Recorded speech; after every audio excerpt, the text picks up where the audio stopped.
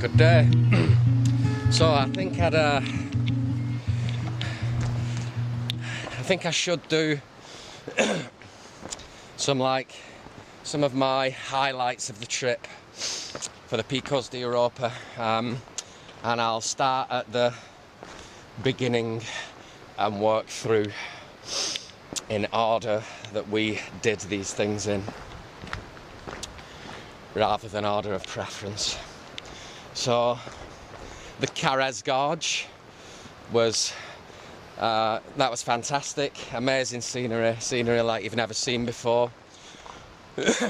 And it's brilliant for anyone. It's very, very accessible. You can park up at the entrance on either side, either in Poncebos or Cayenne. Excuse me for the pronunciations of these places also.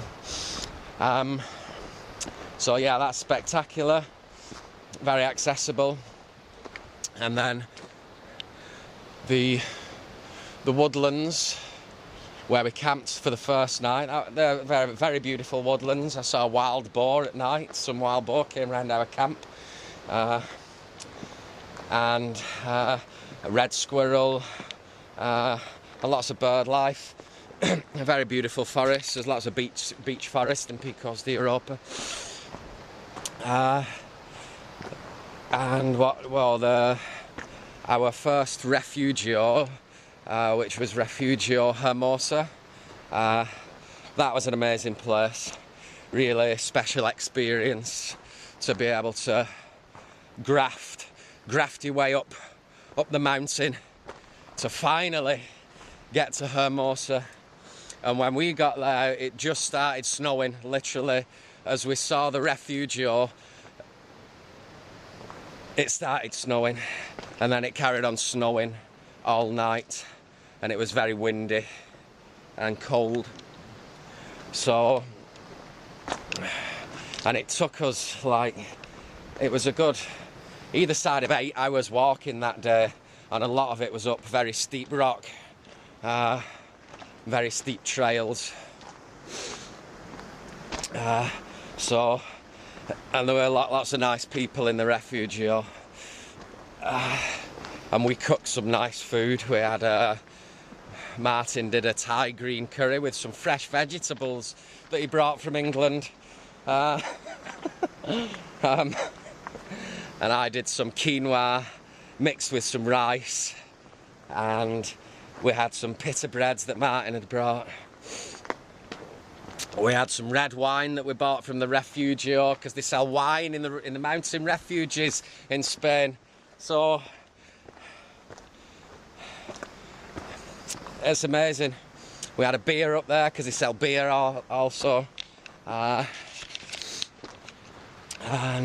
yeah, so that was very special. And what next? Then we made our way.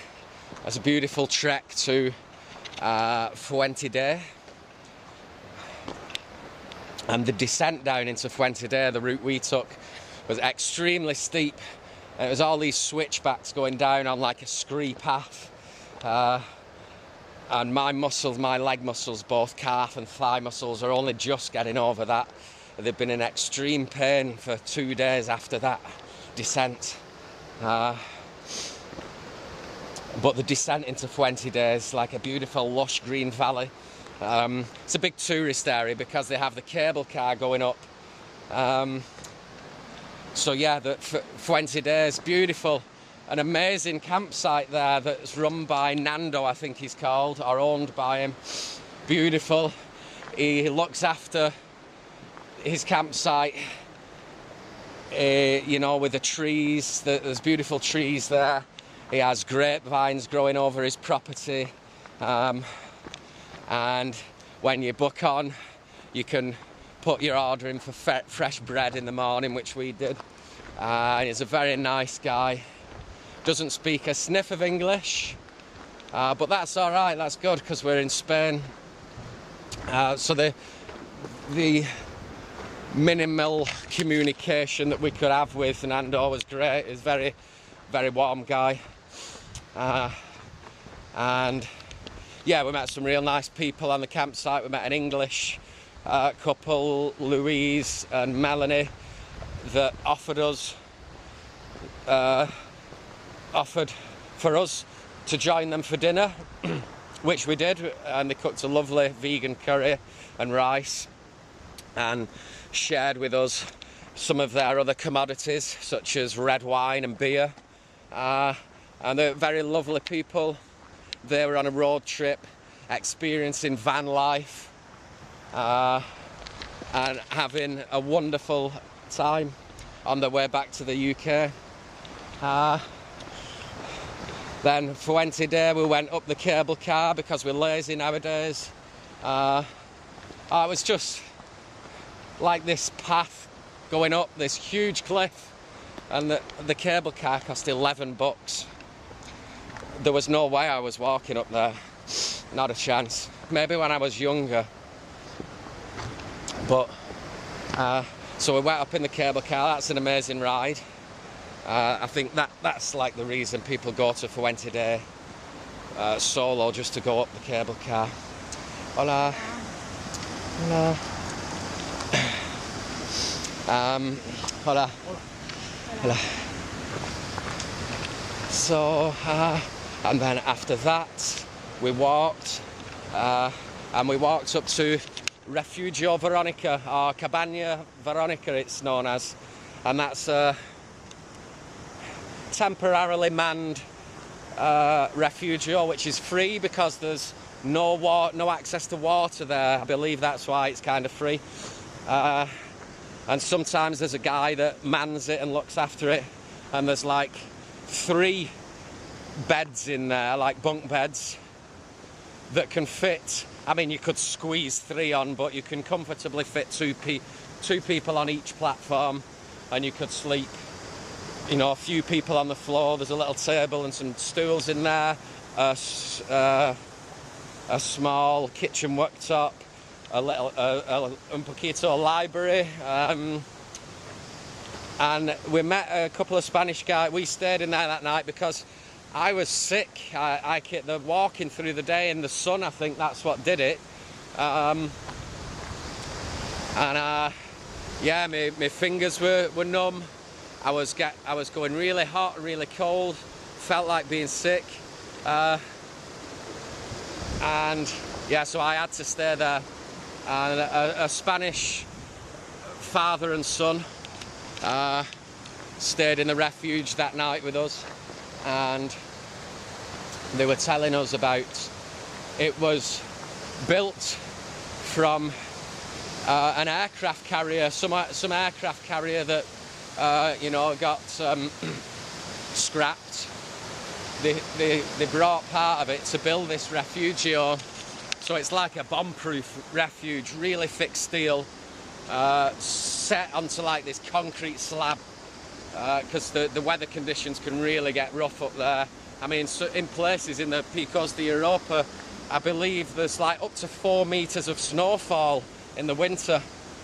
And we've kind of experienced every season in a day, you know, which we're kind of used to in the UK and Scotland and so on.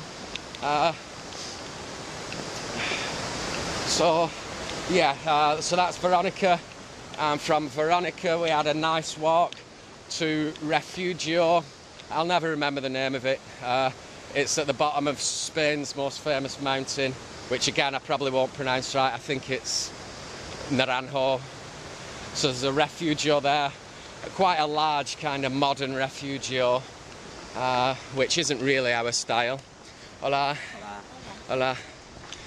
Yeah, so we stopped there for lunch, and neither myself nor Martin had any urgency or urge to spend the night there. So we carried on to Bulnes, where we spent last night. Bulnes, very pretty. Zero food for vegans or frugivores, but very nice wine, nice people, and a nice river. So yeah, I think that's about it. I think I've covered all the special places. And of course, as always on these trips, some of the most lasting memories are the people that one meets. And we've met some nice folk who've shared with us their experience, their stories, and their food and drink, and us the same. So, yeah, so now I can see the road where our car is on. Ooh, frutas mucho. So, yes, brilliant. So we'll update you. We're going to do a little bit of a road trip now for today, around the Picos, somewhere or other.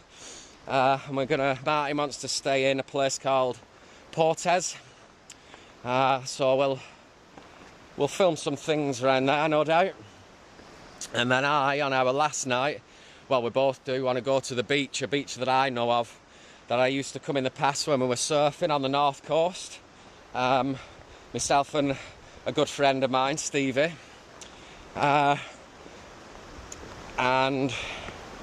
yeah, we're going to try and find this beach and spend one night there, our last night, before we head back to reality in the UK.